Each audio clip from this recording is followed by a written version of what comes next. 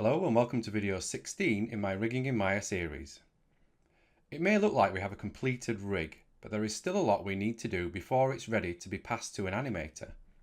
In this video I want to talk about space swapping, or switching depending on what you like to call it, and how it's a fundamental part of any rig. I also want to show you a few ways to approach adding this functionality into your own rig. So what is space swapping? In its most basic form, space swapping is dynamic parenting. So an object, like this gun, can be parented to one thing, like the hip.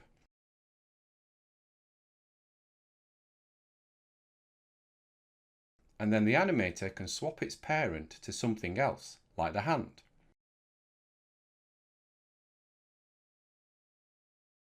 As you can see here, we have a follow hand attribute on the gun. If we scrub it, you can see it blends between the two spaces, so the hip space and the hand space. So now it's in the hand space, it follows exactly where the hand moves and is no longer influenced by the hip. If we blend back, it now follows the hip again, so it's essentially parented here. What this means is the animator can use this attribute to make this character grab the gun from his hip, like this. It just makes things a whole lot easier, and it means the animator doesn't have to mess around creating their own constraints and controls. Ideally, a rig should be left as it is, so each animator is working with the same tools. So it's a good idea for you to add all this functionality in from the start. Discussing things like this with the animator is essential before building any rig. Okay, so that's basically what we're going to be looking at today. Now before we dive in, I just wanted to mention that you can now download all the source files for each part of this Rigging in Maya series from my CubeBrush page. You can find the link in the description below. While you're there, why don't you grab some of the other tutorials, models or rigs I have on offer. Most are free, but if you would like to help contribute to these videos, all donations are welcome. Alternatively, if you enjoy these videos, why not simply treat me to a coffee as a way of saying thank you? Just head to coffee.com/antCGi. Supporters now get exclusive rewards and early access to videos, not to mention a private invitation to my very own Discord channel. Right, let's dive in. So here we have the current rig, and I'm using the joint based facial rig from here on, but you can do the same to the blend shape based rig too. It doesn't matter which you use. Let's focus on the left arm for now. As you can see, you can move this around without any issues. If we move the centre of gravity control, the arm control stays where it is because it's currently in world space. In some instances this would be fine, if you need the hand to be planted on a table for example, so it wasn't affected by any of the body controls. For more general animation however, you would need it to follow the body or maybe just the clavicle, so as the body animates it moves in a more natural way. If it was being told to follow the clavicle, then any of that's parent joints would also affect the arm control too. Just like if you tilt your own body, your own arms follow naturally. Space swapping doesn't just stop there. We could in theory make the arm follow the thigh for example, so he could rest his hand and lock it in place. Let's look at setting up the hands so they can follow other areas of the rig. First we need some attributes so we can control what space they exist in or what area they will follow. We can add these at the same time, so select both arm controls. Go to Modify, Add Attribute. First we need a spacer or a divider which will make the attributes easier to find. We can add this onto more controls as it's a more generic attribute, so let's select the elbow and knee controls too. We will also add one to the head because we will be adding an extra control in there later. Let's call this space and set it to be an enum. Now change green to a series of dashes, maybe 10. The number doesn't matter because these will just represent a line. And delete blue. We can add that now. That's added. I have all these keys here which are left over from when we built the face rig, so I'm just going to remove them. They aren't needed here. Okay, now lock that new space attribute. We now have the dividers added, so let's focus on the main attributes.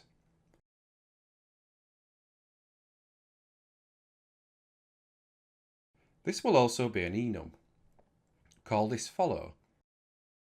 Down under the enum names, change green to world. Change blue to cog. And also add clavicle, because we want the hand to follow this so it will move with the body. And add that. So there we have the attributes ready to be connected. When done, the hand would also follow the cog control or the clavicle. Actually, let's undo that and add another option. So repeat the process. Call the attribute follow, add the enum names again, so world and cog, but this time also add in hips.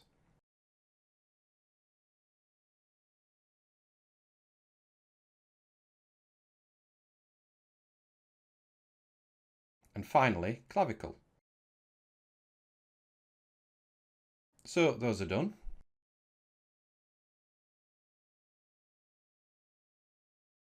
We added hips because we have this waist control, so this means he can place his hands on his hips if needed. It just gives the animator more flexibility. Obviously, you could add in as many options as you like depending on what you need the hand to do. Okay, let's now look at wiring up these attributes. We can't control the main arm control directly because if we add a constraint to it, it will limit how it can be animated. What we need is a group above it, one which will hold the space switching information. Select the left arm IK control and in the outliner right click and select Reveal Selected. This will show us where this is in the hierarchy. You should already have an offset group, but we are going to add another group between the control and this. We aren't going to use the offset group because changing its position will alter the rig. Press Ctrl and G to group the left arm control. We have the new group now, but the pivot for it is all the way up here. Correct that now by going to Modify, Center Pivot. That's better, and you will notice that the new group is already in the correct orientation too, so it matches the arm control. This is exactly what we need. We can move this group around now, and it moves the hand control for us. Rename the new group. Just copy the offset group's name and replace offset with space. That group is ready now. So next we need to add some nodes into the scene which will allow us to change from world space to object space. First, let's define the world space. Go to Create Locator. Rename this to World Space Position. This will remain at the root of the character and be an anchor which we can use in lots of different ways on various controls. Okay, let's just make sure we can see the locator now. There it is. So, with the world space locator selected, you can now add the other controls which you want to swap between. Let's add the waist control. Actually, the cog control first and then the waist. It doesn't really matter what order you select them in. I'm just being fussy because I want them to be in a certain order in the constraint node. Add the clavicle control too. And finally, select the new space group. Now go to Constraint and then Parent and open the options. So this is going to be the first way you can do this, and it's the most traditional way, so you've probably seen it before. Stick with me though, because I will be showing you some variations and improvements throughout the video. We need Maintain Offset to be enabled.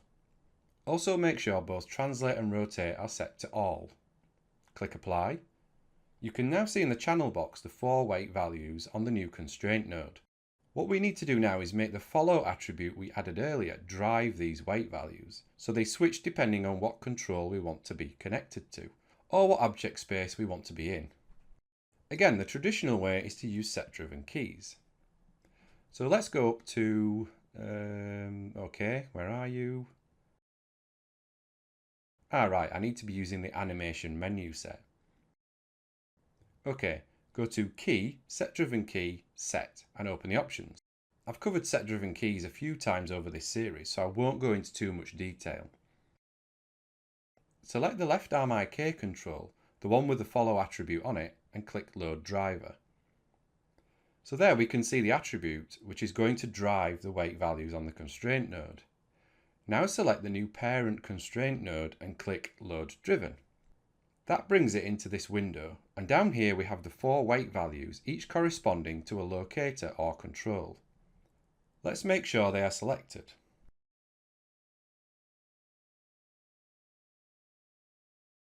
First, make sure Follow is set to World. On the parent constraint, set the cog, waist and clavicle weight values to 0, leaving world space at 1. Click Key. That's stored now, so when Follow is set to World, the 4 weight values will be 1, 0, 0 and 0. Set Follow to Cog next. This time set the world space weight value to 0, Cog to 1 and leave the others at 0 too. Click Key to store them. Now set Follow to Hips. Although we should have probably called this Waist to match the control. It doesn't really matter, we can always edit the attribute later. On the constraint, set Waist to 1 and Cog to 0. Set another key. Finally, set Follow to Clavicle. And you can probably guess what's next. Yep, set the clavicle weight on the constraint to 1 and waist to 0. Click Key to store it. So far it probably seems like nothing has happened, and that's because we haven't moved the arm or the other controls. Let's go back and set Follow to World. If we move the cog control, the hand stays where it is because it's being told to stay in world space, or in this case relative to that locator. You can see it move if I move the actual world space locator. Let's change Follow to Cog next. So now, as you can see, as we move the cog control, the hand stays relative to it, so it's now in that control space. Swapping to hips, we can then see the hand moving with the waist control. If we move the cog control, we get the same effect as if we set Follow to Cog, simply because the waist control is parented to the cog control. Finally, let's swap to clavicle. Again, the hand moves if the cog moves because the clavicle control is a child of it. The waist isn't, so has no effect. We can now move the clavicle control and the hand follows. Now, this all seems to work quite well, but it does have limitations. Let's set it back to world. If we move the hand control now, so we pose him slightly.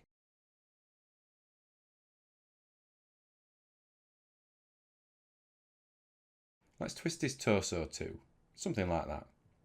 If we then decide we need the hand to follow the cog control, you see, it jumps. If we swap to hips, it will look the same because we didn't pose them. Let's just rotate them slightly. Okay, so if we now go back to cog, it snaps again. So as we go through them, they all snap into position, which can be a problem when animating, because you then have to line up the hand's position between each change to make it as seamless as possible. This is because when we added the constraint, we used maintain offset, so each time we switch space, the hand moves relative to the control with the offset added too. The problem is if you disabled maintain offset, you would just end up with the hand snapping to the centre of each control, which would be worse. Okay, so let's just reset the rig. And that too. So that is one way of setting up space swapping. And as I said before, this is the most widely used approach. Let's look at another one now, and this is similar, but it doesn't use set-driven keys or direct connections to the controls. Just set Follow back to world. And delete the parent constraint. We still need the space group and the world space locator. So as I mentioned, we aren't going to connect directly to the controls. Instead, we are going to use a go-between, and this will be a locator. What we need is a new locator for each of the controls. So looking at the attributes, we can see we need 4 in total for the left-hand control. Duplicate the world space position locator 3 times.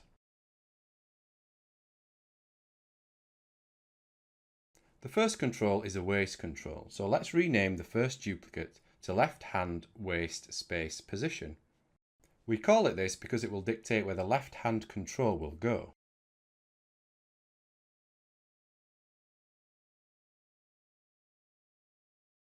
Rename the next locator to left-hand cog space position.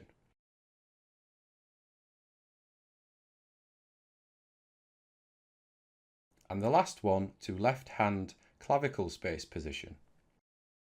Again, some of these names get quite long, so feel free to use whatever you want. Even though we have a general world space position locator, we need another one, which will be more tied to the hand control, and it will help store this default position. Duplicate the world space position locator and rename it to left-hand world space position. For this locator, we need to move it so it matches the hand control's position and orientation. So, with the locator selected, add the hand control. Now go to Modify, Match Transformations and tear off the window. Match the translation and rotation. This is essentially storing the hand's current position, so when the hand is in world space, it will sit here. The locators are a little big, so let's reduce the size to 0.25. Okay, that's better. Just like we did before, we now need to create a parent constraint so we can move between the weight values. Select the 4 new locators. It doesn't matter which order you select them in. Now add the left arm IK control space group, go to Constraint, Parent and open the options. This time you need to disable Maintain Offset because you want the hand to move to the exact position of each locator. The hand has moved, but that's fine. It's just trying to sit between all of the locators. You can see the constraint node in the channel box and the 4 new weight values. Set the cog, waist and clavicle weights to 0. This will set the hand back to its original position, so you can see why we moved this locator here to store this position. We can now also control where this hand will be by moving the locator, so we have an extra bit of freedom. Let's update the positions of the other locators. We can do the waist first. Select the waist locator and then the waist control. Use the Match Transformations tool again to match the translations and rotations. You can see it's jumped up here, but that's where the control's pivot point is. Let's move the cog locator next. And finally, the clavicle locator. Now they are in position, we want them to follow the controls, so we can simply parent them. Select the clavicle locator and then the clavicle control and press P to parent it to the control. Parent the waist locator and the cog locator. That works. One thing I didn't do here, which I did do afterwards, is freeze the transforms after the locators were parented. This just helps with animation, as the animator can set the transforms to 0 to quickly get the locators back to the control's root position. What I would do though is I would only freeze the transforms on the translations, so you maintain the correct orientations. Now let's look at wiring up the attributes. Close this. Now open the node editor. Just reposition this. Okay, let's bring in the hand control so we have access to the follow attribute. We also need the parent constraint pulling in here too. I'll just select these and press 3 to open them up. Now, you could just use set-driven keys as we did previously, but this time I want to use nodes instead. Again, just to share a different approach, but I do find nodes are more flexible than set-driven keys. We have the follow attribute here, and all the weights over here, so we need a node to go between them which will control which is active and which is not. Press Tab and start to type condition. Select it when it appears below to create one. Press 3 again to open this up. Let's rename this before we move on. Call it left hand world space condition.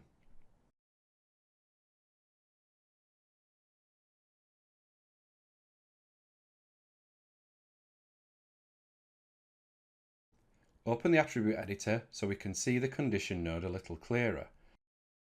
I've covered the condition node many times before, so I won't be going into details about how it works, so feel free to check out my other tutorials on nodes for a full explanation. Connect follow to first term. We do this because this attribute is the main one we need to check. We can see here it's connected because it's turned yellow. If I select the control for a second, even though the follow attribute has specific values, so world, cog, hips and clavicle, when connected these are instead output as numbers. World will be 0, cog will be 1, hips will output 2 and clavicle will give a value of 3. So the numbers are in order, the names are irrelevant. If I set this to 1 and we go back to the condition node, you can see here it's changed to 1. If I set follow to hips and then go back, it's now set to 2. And finally, clavicle sets it to 3. Let's set it back to world. What the condition node is currently checking for is when the first term is equal to the second. It then checks using these values here, depending on whether it's true, so it's equal, or false when it isn't. Let's set colour if true to 1, because when the first term equals the second, we want the parent constraint weight to be 1. We can then set colour if false to 0, so when the first and second terms are not equal, the constraint weight is switched off. So we are using this node to check what number the follow attribute is and then turning on the appropriate weight value, which will move the hand control to the right location. The 3 columns here represent R, G and B, which you can see in the node editor. Open the out colour list. Because we use the first column, this is represented as the R column, so we want to connect the output from R to the world space weight on the constraint. Now, I can't really see the names, so instead I'm going to go to the input circle here. That's better, I can see the full names now. So we want this one, the world space weight. That's set up now, so on to the next. Unfortunately, this means we need another condition node, so duplicate the one you have. Let's set follow to cog2, so we're working with the correct input. Just as before, connect follow to first term.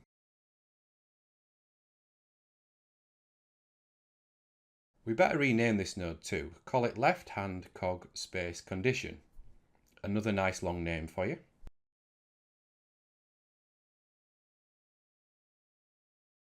You can see that the first term is set to 1 now because we changed follow to cog, which is equal to 1. We know we need this condition node to equal 1 to trigger this weight value, so set second term to 1. Everything else can be left the same. Now connect outColor R to the left hand cog space weight on the constraint. We now need to repeat that again, so duplicate one of the condition nodes.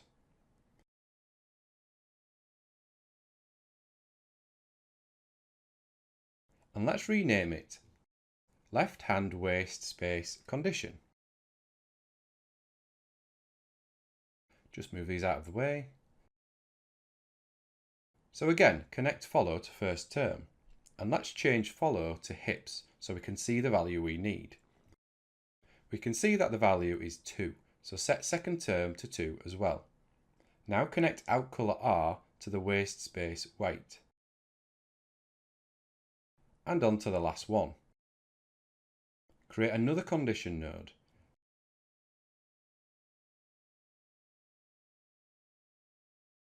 And rename that to match the name of the locator, so left hand clavicle space, but with condition on the end. Connect follow to first term and change follow to clavicle. Update second term to match the first term value. Finally, connect outColor R to the clavicle space weight. Okay, those are set up now. Let's move this out of the way. You can see the hand looks wrong, but this is because it's currently snapped to the clavicle position. If we set follow back to 1, things look better. Let's switch to cog. So you see the hand is snapping to the cog locator and into the body. The same happens if we change to hips and clavicle as it was before. So at the moment things look very wrong, but bear with me. If we constrained the hand directly to the controls with maintain offset disabled, we would get the same result. The hand would snap into position and you would need to move the hand control to correct the position, which can be very counterintuitive. What we can do, however, is simply adjust the locator so it's in a better position for us.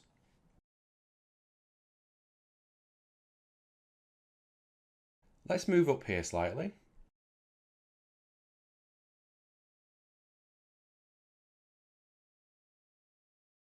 So something like that.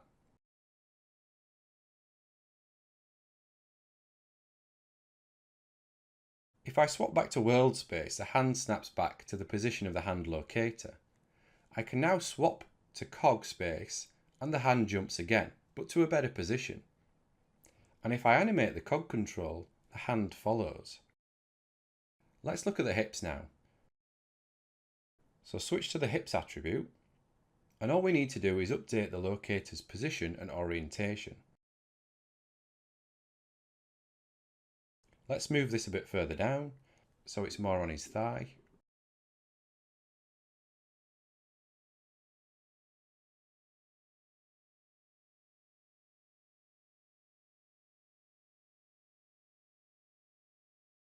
Something like that.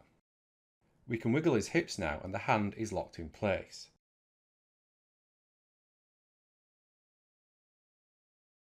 Swap back to world space. This locator just stores this default pose, but it could also be repositioned if needed. The issue we still have is that when you change space, the hand jumps, whereas ideally we need a nice, smooth, seamless transition, and that is what this approach was designed for. Let's set a key on the follow attribute while it's set to world, and set a key on the translation and rotation values on the hand world space locator. Move to frame 20. Now select the cog space locator and then the hand world space locator. Use the match transformations tool to move the hand locator to the cog locator. Oh, I had them selected the wrong way around. I always get those mixed up. Let's just undo that. Okay, so it's hand locator first and then the cog. Match translation and rotation. If you had auto key enabled, a new keyframe will be set on the hand locator. If not, simply select it and add another keyframe. Now if we move between frames 0 and 20, the hand moves to the hip. On frame 20, now set follow to cog. If we go back to frame 0 now, you will see that the hand is in world space, so it doesn't move with the body. If I move to frame 20, hang on, his mouth is moving. Okay, I'll come back to that. So at frame 20, the hand is now locked to the cog control and moves with the torso. We also have a seamless transition, so there's no jumping.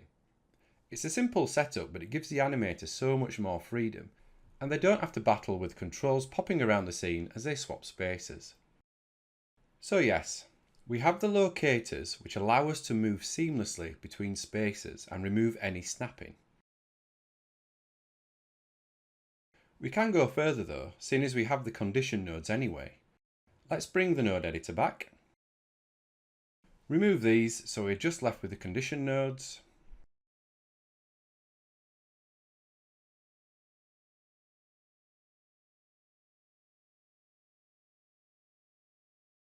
Get rid of these animation curves too. I'm just removing these from the node editor, not deleting them. It's important to state that. Now bring in the space swapping locators. Remove those shape nodes. Let's look at the waist first. We know that the output from these condition nodes is either 1 when it's active or 0 when it isn't. So we can also use this to control the visibility of the locators. This just cleans up the scene and makes it less cluttered. All we need to do is connect outColor R to the visibility attribute on the locator. Simple as that. Now do the same with the cog space condition.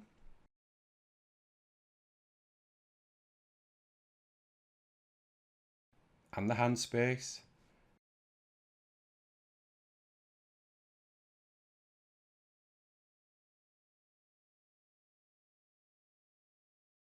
So where's the clavicle?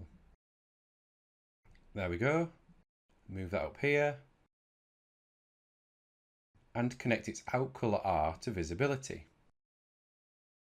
We can close this now. So that's the left hand set up with space swapping, using the locators to help guide the hand's placement. Here we have the world space locator. If I now move to frame 20, did you see it changed yellow? That's because the world space locator is now hidden, and because this is now the active space, the cog space locator is visible, and the cog space locator is yellow because it's inheriting the colour from the control it's parented to. If I move back, the world space locator comes back.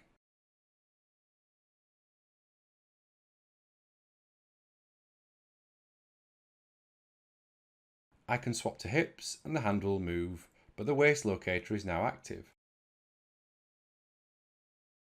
Go to clavicle and the waist locator hides while the clavicle one becomes usable. Although we should probably update the position of the clavicle locator. Let's delete those keys first. It makes sense for the hand to remain in this position when in clavicle space. Let's swap back to clavicle. Select the clavicle locator and reveal it in the outliner. There it is. Now select the left hand world space locator and then the clavicle space locator. Use the Match Transformations tool again to move it to the hand. There I go, selecting the wrong way around again. Is it just me that thinks this selection doesn't make sense? Doesn't really fit with the way other things are selected in Maya? Anyway. Okay, clavicle locator first, and then the hand. Match the transforms and the rotations. That's better. So the clavicle space locator is now where the hand is. Now we are in clavicle space, the hand moves with the clavicle control, so that looks more natural. Because the clavicle control is a child of the cog control, it will also move with that. Let's set that back to world for now. Okay, that's the left arm done, so let's look at another control with a slightly different setup. Currently, the elbow and knee controls exist in world space. So when we move the arm control, the elbow always points to the elbow control. This is ideal in a lot of situations, but there are times when you need it to also follow the arm control. If we select both elbow controls for now, we have the space attribute we added earlier, so let's now add a follow one. We might as well do the knees too while we're at it. I'm going to add another enum. Call it follow. Change green to world and blue to hand. And add those in. We don't need the scale attribute to be available here, so I'm just going to lock and hide those. So we've added the follow attributes now, but on the knees the second option is hand, so let's update that now. All we need to do is go to Edit Attribute and then change hand to foot.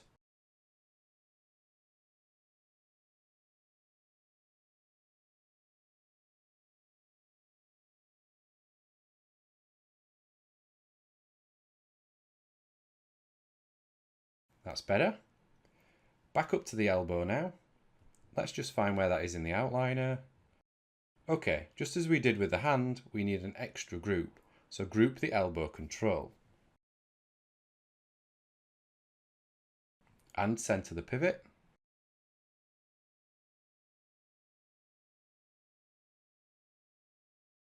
Now rename it to left elbow control space. Actually, thinking about it, I might change the follow attributes to a simple float instead. This will allow us to blend between the two controls rather than snap to each other, which is what the enum will do. So let's change this to float and set the minimum to 0 and maximum to 1. We will call this follow hand.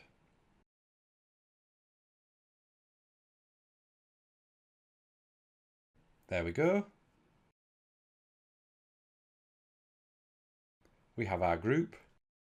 This time we need to use the main world space position locator we created first, so make sure it's selected. Next, select the left arm control and then the new space group. Create a new parent constraint and make sure maintain offset is enabled. We don't want the elbow control to move. We now have the two weights. If I move the arm control now, you will see the elbow moving. This is because it's trying to stay halfway between the hand and the world space locator, while also maintaining the offset of the constraint. Select the parent constraint and set the world space weight value to 0.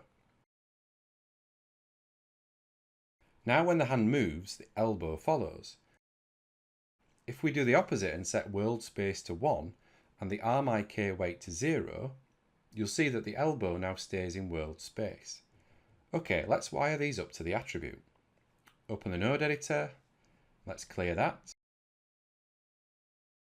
Bring in the elbow control and remove the shape node.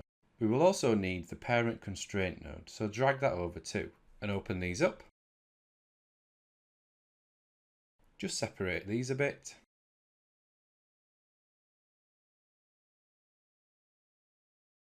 So we are going to use the slider attribute follow hand. When this is at 1, we want the elbow control to follow the hand. So connect this directly to the left arm IK weight. Just move this over.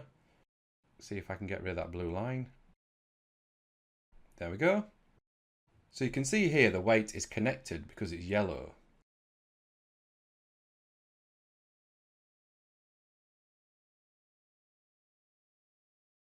What we want now is for the world space weight to be the opposite of whatever the arm weight is. And if you followed this series, you probably know what's coming next. Yep, that's right, we're going to use a reverse node. Open this up. And let's rename this to elbow space reverse. I'm not calling it left elbow because we can use this node for both sides. Now connect follow hand to the input X attribute and then connect the output X attribute to the world space weight on the constraint node. If we check now, you can see the world space weight is connected and it's set to 0, while the arm control weight is set to 1.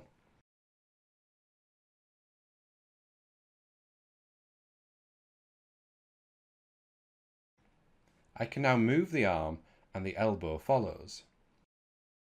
If I scrub the follow hand attribute, you will see it blending back to world space.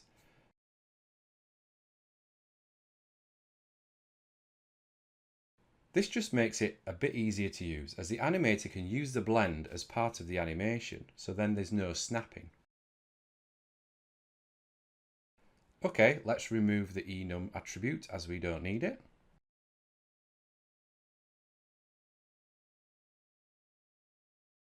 And from the right elbow,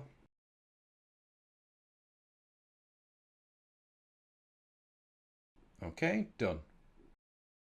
Just reset these.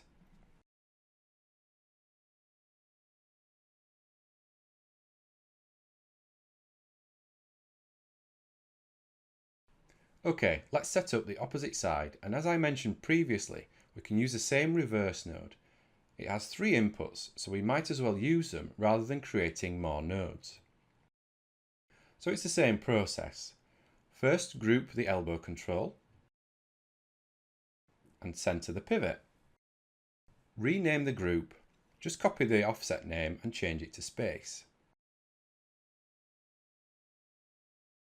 We don't need the left side control or the parent constraint, so let's remove those from the node editor.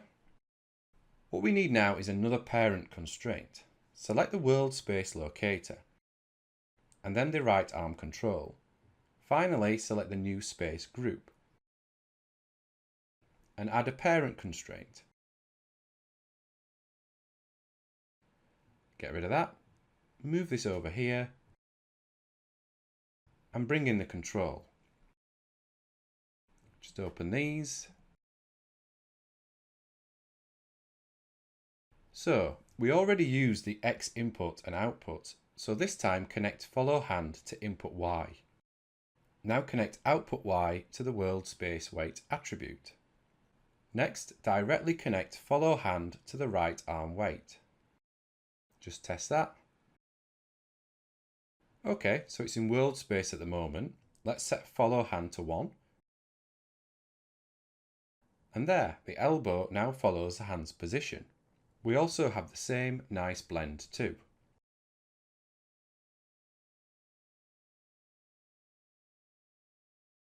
Just reset these.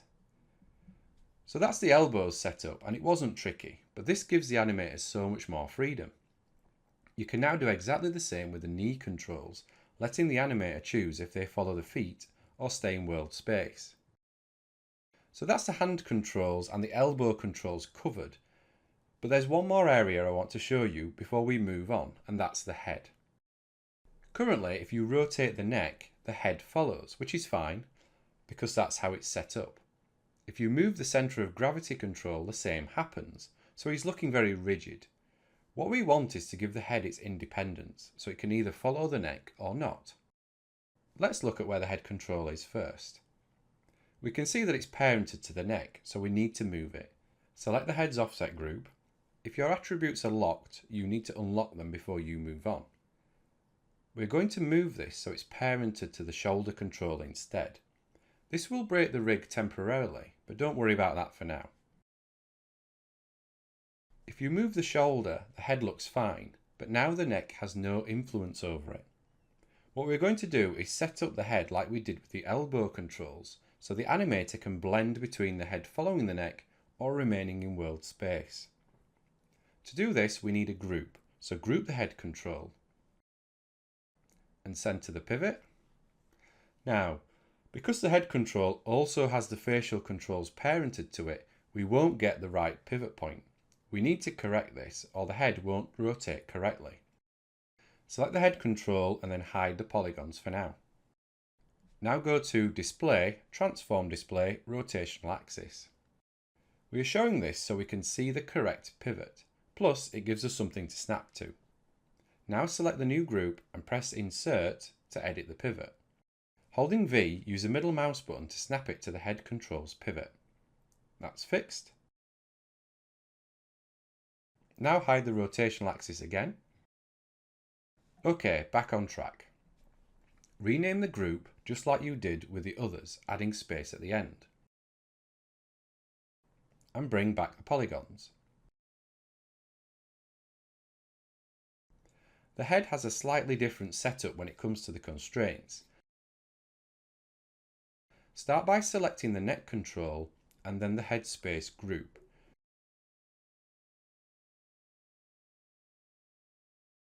We're going to add a parent constraint, but this time disable the rotations.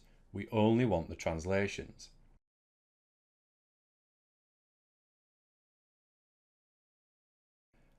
As you can see, this now makes the head follow the neck, but it doesn't rotate. Not yet anyway. If we select a lower control, the head will still look stiff because the hierarchy is taking over.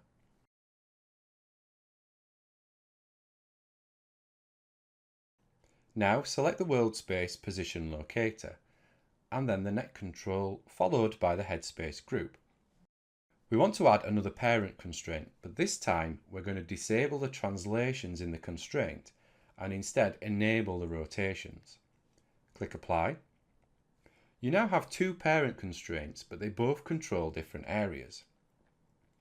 If you select the second one, you can see this is where the rotations will be controlled with these two weights.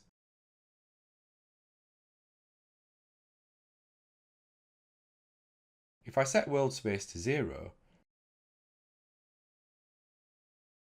the head is just going to follow the neck as we had originally. Let's swap those around.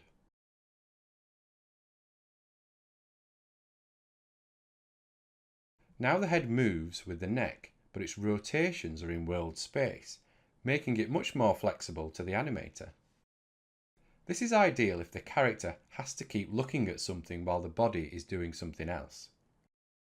Okay, let's add an attribute so this can be controlled in a much easier way. Just like the elbow, I'm going to use a float so I can blend between the two states. Set the minimum and maximum and call this follow neck.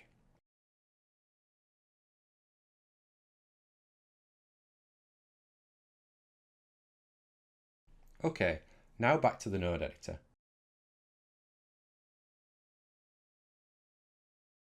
I'll duplicate this reverse node first. And now remove these. Open this up. Oops. Let's rename it to. Call it head space reverse. Bring in the second parent constraint, the one with the two weight attributes controlling the rotation. And the head control too.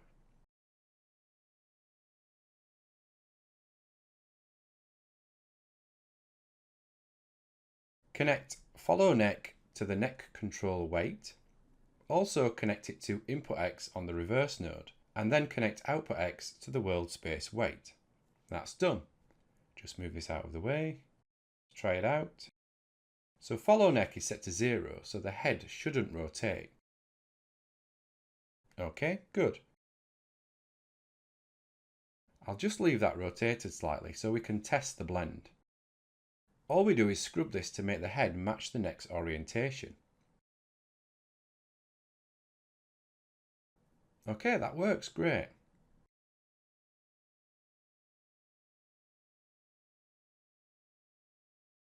So with it disabled, if I rotate the cog now, the head still stays in world space, which it wasn't doing previously.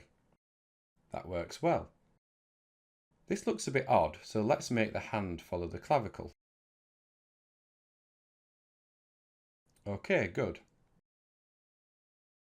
So those are the main areas I wanted to cover in this tutorial, and each have their own advantages depending on the controls you're working with. What I'm going to do now is repeat the left arm space swapping control over to the right. You could even set up the feet too in the same way, so they follow world space or maybe the cog control. It's up to you really, but if you're not sure, you can always talk to the animator and see what they need from a rig. I'll also set up the knee controls so they work just as the elbows do. Okay, I'll work on those and I will be back in a minute. So here we have the updated rig. I've added the space swapping into the knee controls so they now follow as the foot moves and rotates.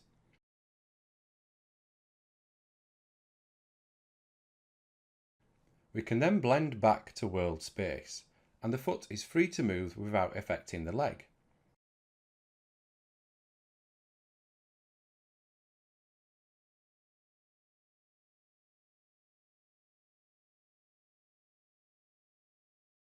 We have space swapping on the hands too, with the basic attributes, but as mentioned earlier, you can add as many as you need to.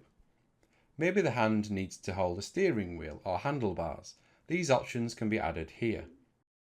Just to make things easier, I like to have the hands default to follow the clavicle, just so they move more naturally with the rest of the body.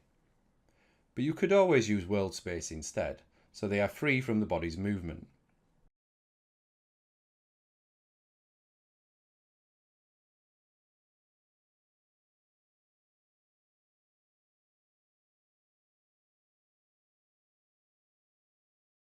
And we have the head set up as before. So only a few updates, just bringing everything in line and up to date. One other thing I wanted to mention is I used locators in this tutorial, but you could easily change this to control icons. It may be a bit more intuitive than using locators, but that's up to you. You could also add some functionality into the feet, so maybe they can follow the cog if the character needs to fly, for example. I guess though you could just switch to FK in these instances to free up the legs. Speaking of FK, you could also use space swapping on the limbs, so the shoulders either follow the clavicle as they do now, or remain in world space, so they don't follow the torso. This can be useful, so I'd consider doing that too.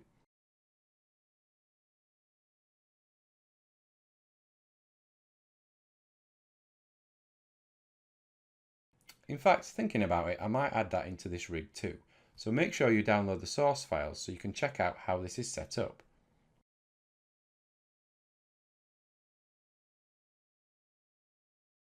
So I think we are now at the end of this video. What I want to do next is look at tidying the scene up a little.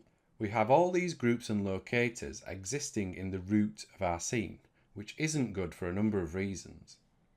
Let's say you need to move the whole character around. As you can see, this currently breaks the rig. Even if we move in world space, the same happens.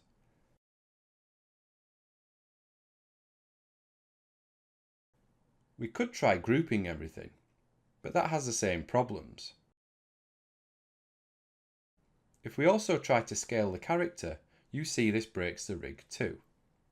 So in the next video, we will look at adding some global movement and scaling into the character. So I hope you've enjoyed this video. If you have, please let me know in the comments below. Also, let me know if you have any questions and tell me what future videos you would like to see.